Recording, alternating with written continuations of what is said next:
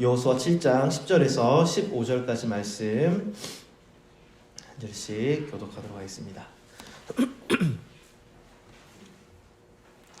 여호와께서 여호수아에게 이르시되 일어나라 어찌하여 이렇게 엎드렸느냐.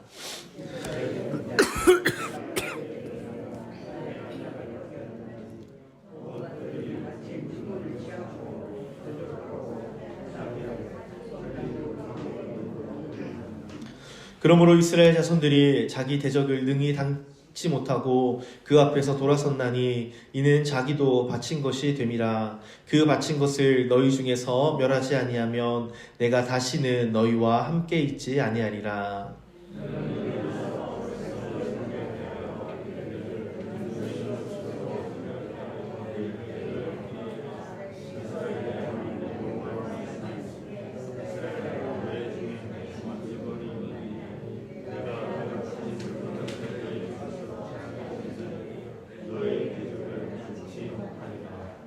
아침에 너희는 너희 지파대로 가까이 나아오라. 여호와께 뽑히는 지파는 그 족속대로 가까이 나아올 것이요 여호와께 뽑히는 족속은 그 가족대로 가까이 나아올 것이요 여호와께 뽑히는 가족은 각 남자대로 가까이 나아올 것이며 바친 물건을 가진 자로 뽑힌 자를 불사르되 그와 그 모든 소유를 그리하라. 이는 여호와의 언약을 어기고 행했다. 아멘. 이스라엘 백성들이 광야를 갑니다. 광야를 이제 지나서 가나안을 향해 들어가는데 1세대는 실패했습니다. 불순종이기 때문이죠. 그리고 2세대는 순종함으로 가나안 땅을 얻는 것을 우리 지난주 말씀 나눴습니다. 그런데 가나안 정복할 때요 여러 가지 기적들이 나타납니다. 하나님의 역사하심. 그러니까 뭐 사실 우리가 숨 쉬는 것도 하나님의 기적입니다. 그렇죠? 여러분 혹시 숨 쉬는 법을 어렸을 때 배워서 쓰시는 분, 그렇죠. 심장 뛰는 거 훈련하신 분 없으시지 않습니까? 우리가 자연히 이렇게 하는 것도 하나님의 은혜이고 기적인 줄 믿습니다. 또 내일부터 장마랍니다. 중부지방은 비가 엄청나게 왔다는데 장마인데 비가 오는 건 또 장마냐? 우리는 또라고 매년 이렇게 말하지만 사실 이것도 하나님의 은혜인 줄 믿습니다. 그러니까 기적이 그런 것들이죠. 근데 놀라운 기적이 일어났다는 건요, 성경에 기적이 많이 일어났다는 것은 하나님의 뜻이 있습니다. 분명히 하나님의 뜻 가운데 능력들이 나타납니다. 가나안 정복에 하나님의 능력이 많이 나타났다라는 것은 무슨 뜻이냐면은 하나님의 능력이 아니고서는 해결할 수 없는 문제들이 많았다라는 겁니다. 그러니까 이게 기적을 보는 세대들이 기적을 우리도 체험하고 싶다라고 생각하실 수 있지만 그 기적을 경험한 세대는 그만큼 어려움이 많았다라는 겁니다. 광야의 그 사람들이 가나안 동편, 서편을 다 정복하는 것이 쉽지 않은 일입니다. 그런데 많은 장애물 앞에 하나님의 능력이 나타났습니다. 출애굽 2세대가 경험했던 장애물 첫 번째는 가나안 정복을 위한 첫 번째 장애물은 무엇이냐면 요단강이었습니다. 지난주 말씀드렸지만 요단은 어떻게 건넜죠? 제사장이 먼저 들어갔습니다. 그냥 그 차가운 빙하가 녹아서 내려오는 그 차가운 물에요 그냥 들어갔습니다. 하나님 좀 물 조금만 수위를 낮춰주시면 들어가겠습니다. 협상하지 않고요. 하나님 조금만 물을 좀 어떻게 해주시면 그러면 들어가겠습니다 라고 하지 않고요. 제사장들이 그냥 앞서 들어갔습니다. 그리고 백성들이 따라 들어가니까 물이 점점 쌓여서 멈추게 되었던 거죠. 그러니까 모세 때는 하나님께서 그 처음 출애굽한, 정말 이렇게 말하면 좀 그렇지만 믿음의 초짜들 아닙니까? 사실 이렇게 전에 내려오는 하나님에 대해서 듣긴 들었지만 율법도 없고요, 체계도 없고, 하나님이 뭘 기뻐하시는지 뭘 싫어하시는지 잘 모르는, 그냥 우리 조상 아브라함의 하나님, 이삭의 하나님, 야곱의 하나님, 이것만 붙들고 있던 이스라엘 사람들에게는 어떻게 하시냐면은 가만히 있어라. 가만히 있으면 물 가르는 거 보여줄게. 여호와의 구원이 어디 있는지 한번 봐라 라고 보여주십니다. 그런데 이제 광야에서요 만나와 메추라기 먹었던, 구름 기둥과 불 기둥을 봤던, 그리고 언약 맺어서 하나님을 아는 백성들에게는요 가만히 있어라가 아니라 니들이 순종해라 라고 하시는 겁니다. 그러니까 신앙의 수준에 따라서 하나님 요구하시는 것이 다른 겁니다. 만약에 말씀을 읽다가 또 예배 드리다가 하나님께서 뭔가 나에게 부담을 주십니다. 이거 꼭 순종하라고. 하나님 이건 좀 너무 부담스럽지 않습니까? 하실 때 물론 부담스럽죠. 하지만 한편으로 기뻐하실 이유는 하나님 나를 이 정도로 평가해 주시는구나. 하나님 나를 인정해 주시는구나. 맨날 여러분 맨날 쉬운 것만 하면은 하나님 아직도 나를 어린 아이로 아시는구나 라고 생각하시면 됩니다.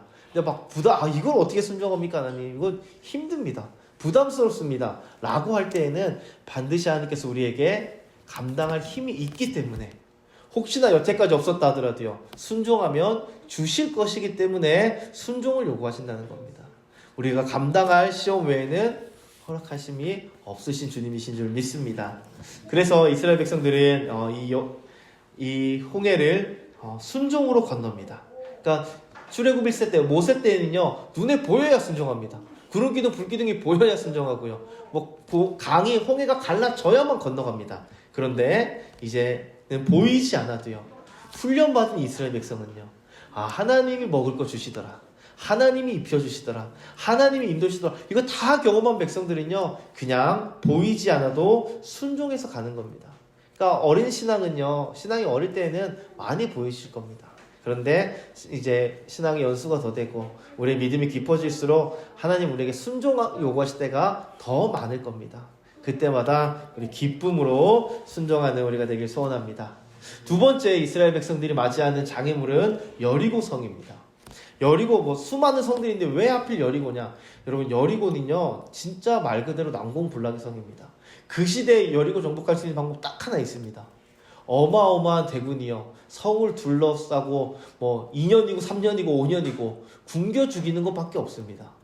고고학자들이 그 터를 발견했거든요. 근데 정말 이해하기 힘든, 이 당시에 이런 성이 있다는 것도 놀랍고요.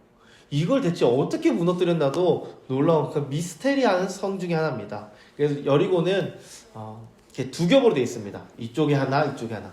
쭉 산이거든요. 여기쪽 성벽이 두 개로 되어 있고요. 여기 성벽이 있고. 이거 이제 7m, 높이가 7m입니다. 근데 기초 5m를 쌓고요. 이만한 두꺼운 걸 쌓고 그 위에 또 7m를 쌓았습니다. 그러면 산수 문제입니다. 몇 미터일까요? 네, 12m요. 지금 우리가 12m 하면은 그렇게 높지 않지 않습니까? 이 시대에는 어마어마한 거라고요. 그리고 그 성벽의 두께가 2m요. 두꺼운 곳은 6m까지 된다고 합니다. 성벽 두께 6m, 여러분 어떻게 뚫습니까 그거를? 그러니까 난공불락의 성인 거죠. 이 시대에는 활도 잘 없었거든요. 활도 되게 우리나라처럼 멋진 활 아니고요. 아무튼 여러분, 아프리카 혹시나 다큐멘터리 보시면 아직도 원주민들 활 쏘는 거 보신 적 있으신가요? 사냥할 때? 우리나라처럼 멀리서 이렇게 쏘는 게 아니고요, 쫓아가면서 여기서부터 저 교회 문 정도 되는 거리 쫓아가면서 쏩니다. 이게 이 당시 수준인 거죠. 그러니까 이 당시 수준에서 이 여리고성을 쌓는 것도 말도 안 되지만 이거를 무너뜨리는 거는 정말 말도 안 되는 일입니다. 그런데 이거를 이스라엘 백성들이 했다는 거죠. 그리고 고고학자들이 다 인정을 합니다. 그러면은 이게 성경에 말한 대로 성경에 말한 대로 이스라엘 백성들이 그렇게 7바퀴 돌아서 무너뜨린 게 아니라 그 유일한 방법 하나 말씀드렸죠. 일주일 동안 포위해서 5년이고 10년이고 포위해서 무너뜨린 거 아닐까. 고고학 발굴해봤더니요, 정말 특이한 것 중에 하나가 뭐냐면은 그 집 터마다 곡식 항아리가 있는데 거기에 곡식이 가득했다는 겁니다. 그 말은요, 포위를 오래 2년 3년 하면은요 곡식이 없지요. 근데 성경에 분명히 요단강 건널 때 몸에 거두는 시기라고 합니다. 이 추수 때라는 겁니다. 그래서 이때 이 곡식이 이제 가득 차 있는 방아리가 집집마다 발견됐답니다. 그 말은 뭐냐면은 정말 단기간에 성이 무너졌다는 거. 그리고 또 하나는, 그리고 그 곡식들이 불에 탄 채로 발견됐습니다. 이 말은 뭘까요? 바보입니다. 여러분, 정복했으면요 당연히 어떻게 됩니까? 가지고 와야죠. 이스라엘 지금 농사도 안 짓고요, 그 곡식 먹을 게 없는 사람들입니다. 당연히 성을 무너뜨렸으면 약탈하게 가는 게 당연한데 다 불태웠다는 겁니다. 이것도 성경 말씀 그대로죠. 그러니까 고고학자들은 성경을 모르면 이게 이해가 안 됩니다. 왜 곡식이 이렇게 많은데 단기간에 무너졌으며 왜 이 많은 곡식을 불태웠을까? 이거는 성경 말씀을 모르면 우리가 이해할 수 없는 거죠. 근데 성경이 이거 발굴되기 이전에 미리 말씀하셨습니다. 이 성은 일주일 만에 무너졌고요. 곡식은 왜 불이 탔죠? 어떤 것도 하나님 취하지 말라고 하셨습니다. 첫 번째 성이기 때문에 이거는 하나님께 바쳐진 겁니다. 어떤 것도 취하지 말라라고 말씀하셨기 때문에 이 성경 그 내용 그대로 발굴이 된 겁니다. 그러니까 이게 참 놀라운 일이죠. 과학자들이, 고고학자들이 이거를 모르면 이해가 안 되는 겁니다. 제가 이번 주에 어떤 카이스트에 우리나라 최고 과학자들 아닙니까? 믿는 교수님들 비율이 높다고 하더라고요. 어떤 교수님 인터뷰 한 걸 봤는데 그분도 제가 아는 그 다른 박사님은 똑같은 얘기 하시더라고요. 과학을 깊이 공부할수록 신앙을 안 가지는 게 이상하다. 왜냐하면 신앙이 없으면 안 풀리는 것들이 너무 많다는 겁니다. 그러니까 우리는 중고등학교의 교과서에 나오는 그 정도 과학 수준만 가지고는 뭐 그런가 보다 넘어가지만 사실은 깊이 생각해보면 여호와의 손길이 아니고서는 이해 안 되는 것들이 너무 많다는 거죠. 우리 삶 가운데에도 우리 삶 깊이 이해 안 되는 문제 우리 주님 앞에 나아갈 때 해결될 줄 믿습니다. 주님이 우리 삶을 다스리시는 거예요. 우리 찬양한 것처럼 주님께서 그때도 일하셨지만 지금도 일하시고요. 그곳에서도 일하셨지만 이곳에서도 일하시고 다스리시는 주님인 줄 믿습니다. 그리고 이 성벽을 발굴했을 때 정말 신기한 거예요. 정말 신기한 건 뭐냐면은 성벽 일부분은 그대로 남아있답니다. 다 무너졌는데 한쪽만 그대로 납니다. 왜 그럴까요? 왜 한쪽만 남아있을까요, 여러분? 아시면서 라합의 집. 왜냐면 그 당시 성벽 두께가 큰 데는 6m라고 그러지 않습니까? 그 안에 집이 있었습니다. 그러니까 집을 성벽으로 쌓은 겁니다. 그런데 어느 한 곳만은 무너지지 않고 그대로인 채로 발견했다는 겁니다. 저희가 알고 있는 대로 그것은 라합의 집이죠. 여호수아 2장 15절에 보면 나와 있습니다. 이거는 하나님이 약속하신 대로 다 진행이 되었다라는 겁니다. 이것이 일어난 그 딱 비결이 무엇이냐면 순종이라는 거죠. 어떻게 정복합니까? 이 성을요. 그냥 말씀에 순종했더니 그냥 성벽 돌아라. 순종했더니 된다는 겁니다. 만약에 하나님께서 너네들 돌을 던져서 정복해라 하셨으면 순종하면 그대로 됐을 겁니다. 어떤 명령을 하시든지 순종하니까 이것이 이루어졌다는 겁니다. 이미 여호수아 6장에 보면은 여리고 사람들은 성문을 굳게 잠그고 전쟁에 대비하고 있었습니다. 그래서 적군들 오면 우리가 화살로 한 번도 정복되지 못한 우리 성, 우리가 화살로 한번 쏴서 죽여보자 라고 하고 있었을 겁니다. 성문을 굳게 닫았다. 전쟁 준비가 끝났다는 뜻입니다. 그런데 여러분, 하나님께서 그 전쟁 준비가 끝난 성을 돌라 그러시는 거죠. 그러니까 죽여주십시오 라고 똑같은 겁니다. 첫날은 이제 성벽 돌 때 여리고 사람들 뭔가 신기해서 일단 지켜보자 뭐 했을지 모르겠습니다. 이틀째, 3일째 점점 며칠 지나갈수록 막 불안한 마음도 들고 쟤네들 또 왔다. 이번이 기회다. 막 라고 하지 않겠습니까? 이번에 기회다. 화살 쏘자. 돌 던지자. 하지 않았겠습니까? 그런데 믿음으로 순종했더니 화살 한 번 날라오지 않고요. 그 성이 무너지게 됐다는 겁니다. 그리고 고고학자들이 또 발표한 것 중에 하나가 뭐냐면은 성이 아주 예쁘게 무너져가지고요. 이렇게 언덕에 이렇게 여리고성이 있거든요. 그 언덕을 올라가기 쉽도록 계단처럼 이렇게 무너져 있다라는 것이 발굴됐습니다. 그러니까 그 성벽이 무너진 잔해를 밟고요. 올라가서 하나님 말씀하신 승리를 순종으로 얻게 된 것이 출애굽 2세대의 사건이었습니다. 그런데 오늘 본문을 보면 갑자기 오늘 본문 이렇게 여호수아가 하나님 슬픕니다. 7절에 보면 그렇게 얘기하거든요. 10절에 여호와께서 여호수아에게 이르시되 일어나라 어찌하여 이렇게 엎드렸느냐라고 말씀을 하십니다. 그 6장에서 막 승리의 기쁨을 막 찬양하고 노래하고 너무 즐거웠는데요. 갑자기 7장에서 초상집 분위기가 났습니다. 왜 그렇게 되었느냐? 오늘 살펴볼 아간이라는 사람 때문에 이것이 발생했다는 거죠. 가나안 정복은 순종의 역사라고 보시면 됩니다. 순종하면 정복하고 불순종하면 패배하고 이것이 가나안의 역사였습니다. 요단강을 건넌 것, 여리고를 정복한 것이 하나님께 순종한 역사라는 것입니다. 그런데 오늘 본문은 이 사건에 이 승리에 이제 기쁨에 찬물을 끼얹는 그런 일이 발생하는 겁니다. 엄청난 요새죠, 여리고. 이걸 정복하고 얼마나 기쁠까요, 그렇죠? 얼마나 즐겁겠습니까? 여러분 야구 좋아하시는 분 계신가요?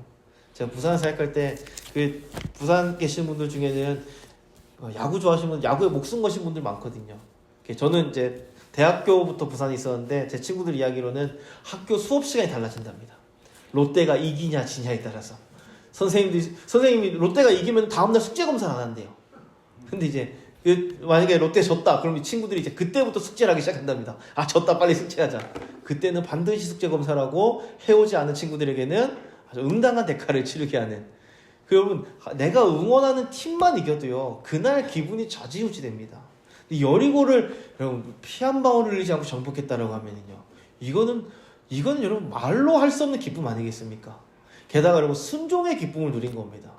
여러분 그냥 이긴 것도 아니고요 순종의 열매를 맛보는 게, 여러분 순종했을 때 하나님이 복 주시는 거 경험해 보신 적 있으신가요? 복 때문에도 기쁘지만 이 순종했다는 것 때문에 우리 마음 가운데 또 뿌듯함과 기쁨이 있지 않습니까? 지금 이스라엘이 그거 누리고 있습니다. 그거 누리고 그럼 그 다음 또 정복도 쉽지. 또 그 다음에 작은 성을 향해 전쟁하러 갔는데 실패합니다. 이스라엘 백성들 여리고 정복하고요. 그 다음 정복할 성인 아이성을 받습니다. 아이성은 작습니다. 조그만한 그런 성입니다. 그래서 이스라엘 백성들이 뭐라 그러냐면 겨우 우리 다 갈 필요 없습니다. 다 갈 필요 없이 몇 명 간다 그러죠? 3,000명만 갑시다 라고 이야기한다는 거죠. 여러분 이게 굉장히 교만한 생각인 것 같지만 교만한 거 맞습니다. 그런데 인간적으로 보면은요 교만한 생각이 아닙니다. 이미 이 출애굽 2세대는요 전쟁을 많이 경험해 본 세대입니다. 요단 동편에서요 성을 수십 배를 정복해 본 사람들입니다. 그러니까 뭐 백전노장이라고 말하긴 그럴 수 있지만 이미 전쟁을요 여러 번 정복해 본 사람입니다. 성을 정복해 본 사람들입니다. 그러니까 딱 보면은 각이 나오겠죠. 야 저거는 한 10,000명 가야 된다. 20,000명 가야 된다. 경험을 봤으니까요. 아니까요. 그러니까 3,000명이라는 거는 우리가 그냥 이런 거 생각 안 하고 아이 교만한 사람들 이렇게 생각할 수 있지만 사실은 합리적인 숫자입니다. 합리적인 성입니다. 여리고는 이스라엘 전체가 달라붙어도요 정복하기 힘든 성이지만 이 아이성은 딱 봐도 3,000명이면 충분하다라는 결론이, 합리적인 결론이 나왔습니다. 그리고 전쟁을 했습니다. 패배하고 도망치게 되죠. 그래서 오늘 본문에 여호수아가 막 하나님께 기도하니까 하나님께서 너 왜 울면서 엎드려 있냐 라고 말씀하시는 일이 발생하는 겁니다. 7장 7절에 여호수아가 가로되 슬프도소이다. 주 여호와여 어찌하여 이 백성을 인도하여 요단을 건너게 하시고 우리를 아모리 사람의 손에 붙여 멸망시키려 하셨나이까. 우리가 요단 저편을 족하게 여겨 거하였다면 좋을 뻔하였나이다. 요단 동편이요 이스라엘 전체가 거해도 충분할 정도의 성읍을 정복했다는 뜻입니다. 그 정도 땅을 얻었다고요. 하지만 약속 믿고 언약 믿고 하나님 말씀 순종해서 여기 오지 않았습니까? 그런데 왜 우리를 여기서 죽게 하십니까? 라고 말하는 겁니다. 이거 어디서 많이 들어본 기도 아닙니까? 그 앞에 이런 기도 나옵니다. 홍해 앞에서 애국 군대 쫓아오는 걸 보고 이스라엘 백성들 그 얘기하고요. 가데스 바네아에서 정탐꾼 보낸 다음에 정탐꾼들이 땅을 악평하자 똑같은 이야기합니다. 그리고 또 이거 언제 이야기하냐면은 고기 좀 달라고 이야기합니다. 맨날 만나 먹으니까 지겨우니까 우리가 애굽에 있어서는 부추와 마늘과 수박과 참외를 먹고 이게 또 여러 번 합니다. 이스라엘 백성이 원망할 때마다 단골로 하는 거예요. 하나님 왜 우리를 애굽에서 꺼내셔서 광야에서 죽게 합니까? 왜 애굽 사람들 손에 죽게 합니까? 왜 저 아낙 자손 손에 죽게 합니까? 왜 고기도 안 주고 우리 똑같은 것만 먹게 합니까? 목말라 죽겠다 배고파 죽겠다 막 계속 얘기하는 거죠. 그 원망을요 이 지금 출애굽 2세대가 하는 겁니다. 여호수아가 이런 기도하는 겁니다. 이게 여호수아 세대 출애굽 2세대는 항상 순종했고요. 믿음으로 나왔고요. 지난주 말씀드렸죠. 길갈 그 여리고성 앞에 있는 길갈에서도 목숨 내놓고 할례 안 받으면 어떻습니까? 좀 전쟁 끝나고 하면 어떻습니까? 그런데 순종했다고요. 즉시 순종했던 그런 믿음의 세대입니다. 그런데 이 패배가 너무 아픈 거예요. 왜냐하면 여리고는 너무 쉽게 정복했거든요. 이게 큰 성취 다음에 조그만 실패를 맛보니까 마치 출애굽 1세대와 같은 원망을 하는 겁니다. 그러니까 이게 상대적으로 너무 기쁘다 보니까 자그만 사실 3,000명 중에 이제 2,000명 전사 있는데 되게 작은 일은 아니지만 이 정도만 해도요 너무너무 힘들고 괴로워하는 겁니다. 그래서 하나님께서 이 말씀하시는 거죠. 내가 어찌하여 이렇게 엎드렸느냐. 너네가 지금 왜 이렇게 괴로움 당하는지 아냐. 누구 때문이죠? 너희 중에 내 명령을 어긴 사람이 있다. 너희 중에 죄를 지은 사람이 있다라고 말씀하시는 겁니다. 11절에 이스라엘이 범죄하여 내가 그들에게 명한 나의 언약을 어겼나니 곧 그들이 바친 물건을 취하고 도적하고 시기하여 자기 기구 가운데 두었느니라. 그러므로 이스라엘 자손들이 자기 대적을 능히 당치 못했다. 만약에 아간이요 이거를 죄를 범하지 않았으면은 3,000명 가서 정복했을까요? 못했을까요? 못했을까요? 하나님 명령하신 바가 아니니까요. 죄송하지만 여리고 이후로는요 다 이스라엘 사람들의 견적대로 전쟁을 합니다. 근데 승리하죠. 그러니까 사실은 이게 아이성 전투가 실패할 만한 전쟁이 아니었다고요. 어떤 분들이 교만해서 그렇다는데 다 이후의 전쟁들 다 그렇게 합니다. 근데 교만이 문제가 아니라 교만한 마음이 있었을지도 모르지만요. 여기 들어가는 건 교만의 문제가 아니라 그 안에 여리고의 승리를 완전히 뒤집을 만한 치명적인 죄가 있었다라는 겁니다. 어떤 치명적인 죄인가? 아간이란 사람이요 하나님께 바쳐줘야 될 돈을 그냥 일부 훔쳤습니다. 옷가지랑 몇 개를 일부 훔쳤습니다. 하나님 그게 뭐 그리 큰 죄입니까? 그리고 아간이 잘못한 거 아닙니까? 왜 우리한테 그러십니까? 왜 그럴까요? 왜냐 하나님이 이 언약을 이스라엘 전체에게 맺으셨기 때문입니다. 만약에 여호수아야 너는 전리품 취하지 말아라 했으면 아간의 죄는 큰 게 아닙니다. 그런데 이스라엘 전체가 지켰어야 되는 하나님의 말씀이라는 거죠. 그리고 이스라엘 백성들이 알았을까요? 몰랐을까요? 알죠. 다 아니까 아무도 훔치지 않고요. 아간은 알았을까요? 몰랐을까요? 압니다. 아니까요. 훔친 다음에 어떻게 하죠? 숨긴다. 자기 장막 밑에 숨긴다고. 누구도 발견하지 못하도록 숨긴다라는 것 자체가 죄인 줄 알았다는 겁니다. 그러니까 하나님께서 이 죄를 크게 보시고 이스라엘 전체의 패배로 연결시키신 겁니다. 그래서 오늘은 아간의 이 진짜 찬물을 끼얹는 그렇게 기쁨이 충만했는데 찬물을 끼얹는 이 죄에 대해서 한번 죄의 특징에 대해서 한번 살펴보겠습니다. 아간의 죄의 특징 첫 번째는 불순종입니다. 분명히 6장 18절에 보면 하나님께서 너희는 여리고 정복하고 어떤 것도 취하지 말라라고 말씀하십니다. 아무것도 취해서는 안 됩니다. 그리고 이스라엘 백성들이 순종하지요. 아까 말씀드린 것처럼 여리고 정복해 성을 발굴해 봤더니 곡식들이요. 여러분 불에 탄 채로 발견이 됐다고요. 가득가득한 곡식이요. 사실 군량미가 얼마나 중요합니까? 전쟁에서 이거만큼 중요한 게 없습니다. 물론 말 잘못했습니다. 이것 말고도 중요한 게 많은데 이거 너무너무 중요한 거 아닙니까? 군량 먹어야 싸우죠. 그런데 이것에 손을 대지 않았습니다. 이스라엘 백성들이 참 순종을 잘했다는 겁니다. 근데 이 모든 걸 뒤집어 엎는 게 불순종이었다는 거죠. 이 아간은 이 정도는 괜찮겠지 라는 생각이었을 겁니다.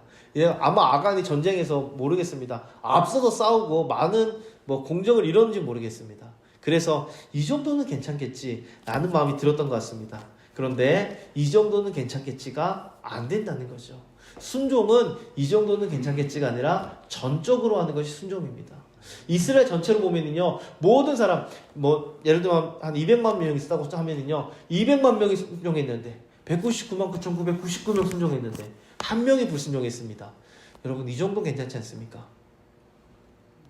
우리가 24시간 살아가면서 23시간 59분을 말씀대로 잘 살았습니다. 1분 정도는 죄지어도 안 괜찮습니까? 안 된다는 거죠.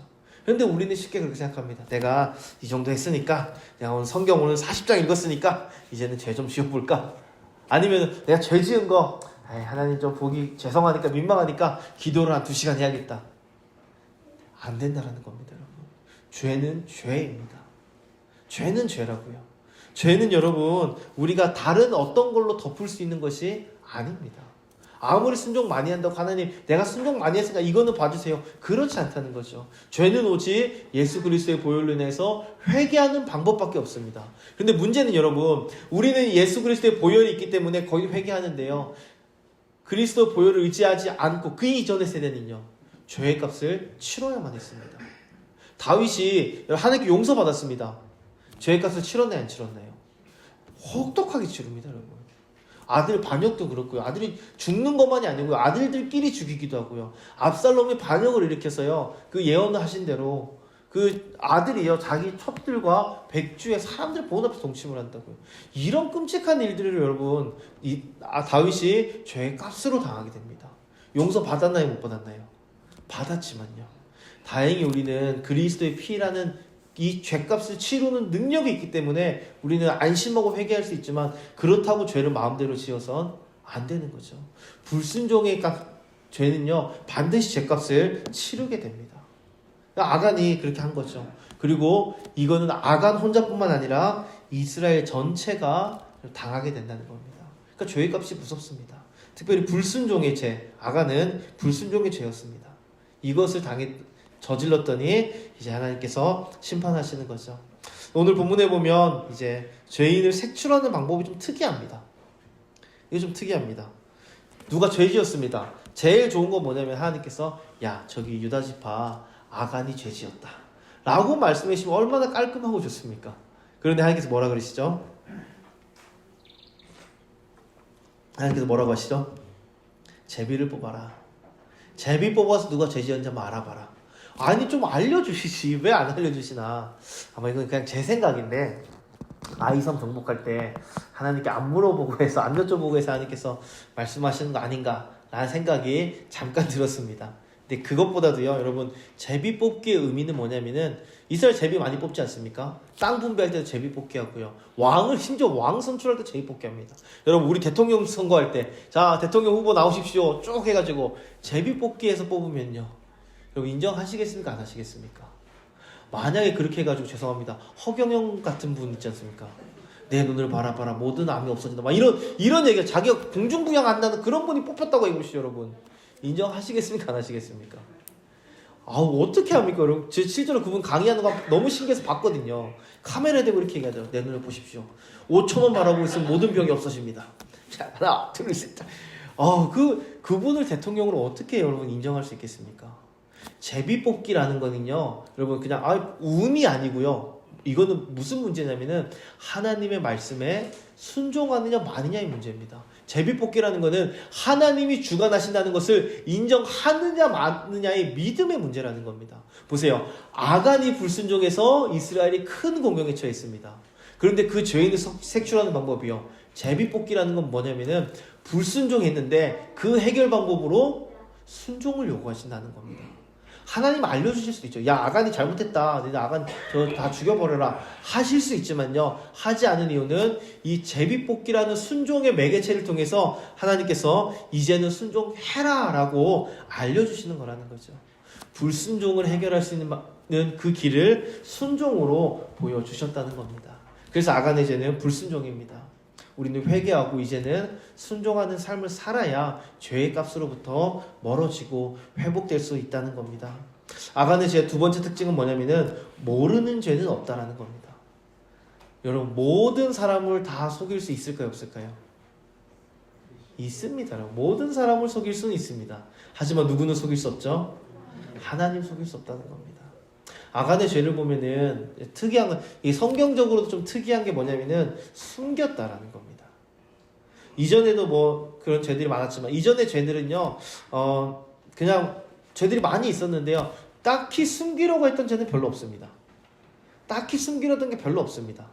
그러니까 하나님에 대해서요. 사람을 숨기려고 한 건 있죠. 뭐 라헬이 아버지의 드라브임을 취해가지고 뭐 숨겼다는 뭐 그런 건 있죠. 그런데 하나님을 속이고 하나님 앞에 숨기려 했던 사람들은 별로 없습니다. 근데 오히려 드러나게 막 하죠. 라멕, 노아 아버지 라멕 말고요. 이제 가인의 후손 라멕은 자기가 소년을 죽여놓고요. 노래로 만들어서 부릅니다. 가인을 위하여 벌이 7배일진데 나를 위하여 7배 막 내가 나의 상함을 위하여 소년을 죽였다 막 이런 거 한다고요. 그런데 여러분 아간은요 숨기기 시작합니다. 하나님의 눈을 피해보려고 했다는 겁니다. 역대상 29장 17절에 보면 나의 하나님이여 주께서 나의 마음을 감찰하시고 정직을 기뻐하신 줄 내가 아나이다. 내가 정직한 마음으로 이 모든 것을 즐거워 드렸사오며 이제 내가 또 여기 있는 주의 백성이 주께 자은하여 드린 것을 보니 심히 기쁘도소이다 라고 말합니다. 지금 기쁩니다. 지금 말하고 있는 솔로몬은 기쁩니다. 근데 이 기쁨이 뭐냐면은 내가 기쁜 것도 있지만 먼저 말하는 게 주께서 감찰하시고 주님 아시지 않습니까? 라고 얘기한다는 거죠. 또 역대하 16장에도요. 여호와의 눈은 온 땅을 두루 감찰하사 전심으로 자기의 향한 자들 향하여 하나님께서 온 땅을 두루 감찰하신다는 겁니다. 하나님께서 우리의 생각과 행동과 마음을 다 아신다는 겁니다. 여러분, 생각으로 짓는 죄는요, 속일 수 있습니다. 생각으로 짓는 죄는요, 누구에게도 들키지 않을 수 있습니다. 그냥 한번 생각하고 입 밖으로 안 내면 되지 않습니까? 그런데 하나님은 그것조차 아신다는 거죠. 아간은 혼자 한 게 아니고 조력자들이 있었습니다. 아간의 가족들이 함께 죄 지었습니다. 그러니까 같이 죽은 겁니다. 어떤 분들은 그래서 뭐 가계에 흐른 전에 말씀드렸죠. 아버지가 죄 지었더니 자녀들이 고통받았다. 아니라고요. 아간의 가족들이 다 죽는데 그 이유는 아간의 가족들이 동조했기 때문입니다. 숨기기 위해서 여러분 같이 협력했고요. 장막 밑에 숨기는데 어떻게 아버지 혼자 합니까? 가족들이 다 알지. 가족들이 그것을 방조했든지 협조했든지 돕는 자들이 있었다는 거죠. 그들이 완전 범죄를 좀 해보려고 했습니다. 그런데 실패했습니다. 왜죠? 완전 범죄 같았죠. 사람들은 아무도 몰랐습니다. 아간의 가족들 말고는 아무도 눈치채지 못했습니다. 하지만 하나님이 아시니까 실패했다는 겁니다. 여러분, 하나님 앞에서는 어떤 것도 숨길 수 없는 줄 믿습니다. 우리 마음과 생각까지도요. 주님이 다 아십니다. 우리 주님 앞에서 정직한 성도님 되시길 축원합니다. 그리고 세 번째, 이 아간의 죄의 특징 중에 하나는 뭐냐면은 죄의 공동체성이라는 겁니다. 그러니까 숨길 수 있는 죄도 없을 뿐더러 남에게 피해 주지 않는 죄도 없다라는 겁니다. 아간이 심판받았습니다. 가족들이 돌에 맞아 죽었습니다. 그러니까 성경에 보면 이제 가족과 가축들까지 그에 속한 모든 물건들까지 다 돌에 맞아서 돌무더기 안에 묻히게 됐습니다. 그런데 가족들만 고통당한 게 아니라는 것이죠. 여호수아 6장 18절에 보면 너희는 온전히 바치고 그 바친 것 중에서 어떤 것이 취하여 너희가 이스라엘 진영으로 바치는 것이 되게 하여 고통을 당하게 되지 아니하도록 오직 너희는 그 바친 물건에 손대지 말라. 미리 말씀하십니다. 너 이 죄 지으면은 이스라엘 전체가 고통받게 될 것이다. 그리고 말씀하신 그대로 전체가 고통당하게 되었다는 겁니다. 여러분, 교회 안에서 누가 한 사람이 죄를 지었습니다. 한 사람만의 죄가 아니라는 그 책임감을 좀 우리가 가져야 됩니다. 내가 누군가를 막 비난하고 욕하고 싸우고 어떤 죄를 지었습니다. 그 죄가 내 개인으로 끝나지 않는다는 겁니다. 개인에게 임하는 것도 치명적이죠.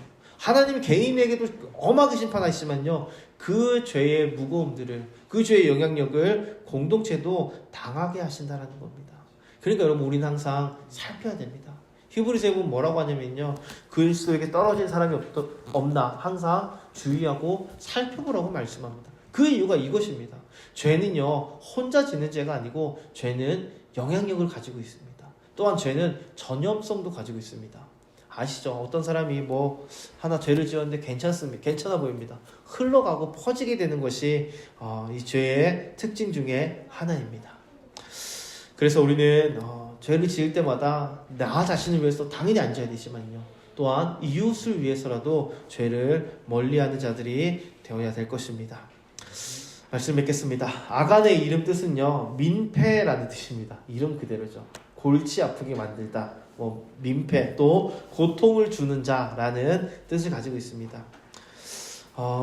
어떤 독일의 유명한 신학자가 이런 이야기를 했습니다. 성경 어디에도 개인주의는 없다. 개인으로 하는 경우는 없고 모든 것이 공동체에 속해 있다라는 이야기를 했는데 그거 맞습니다. 아담 한 사람이 죄를 지었습니다. 로마서에 보면요, 아담 한 사람이 죄를 지었는데 온 인류가 타락했습니다. 예수 그리스도께 순종했더니 온 인류가 구원받게 되었다라는 겁니다. 그래서 성경은 우리를 지체라고 부르고요, 우리를 한 몸이라고 말합니다.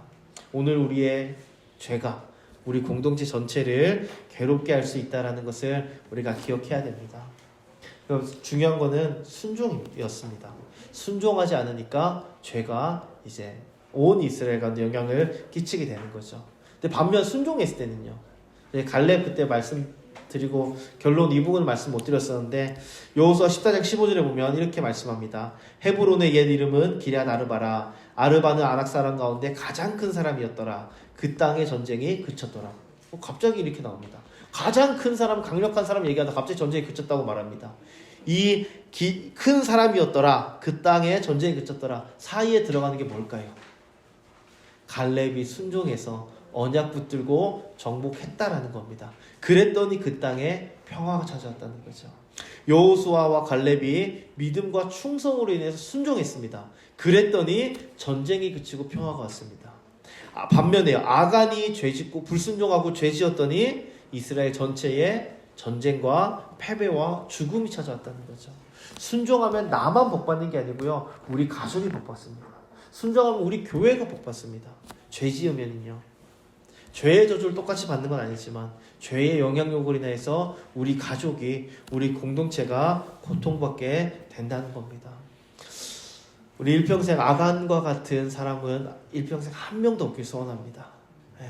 공동체 전체 찬물을 끼얹는 사람이 아니라 오히려 갈렙처럼 내 순종으로 인해서 평화를 주고 용기를 주는 그런 선한, 서로 좋은 영향력 끼치는 우리 교회 성도님 되시기를 다 축원합니다.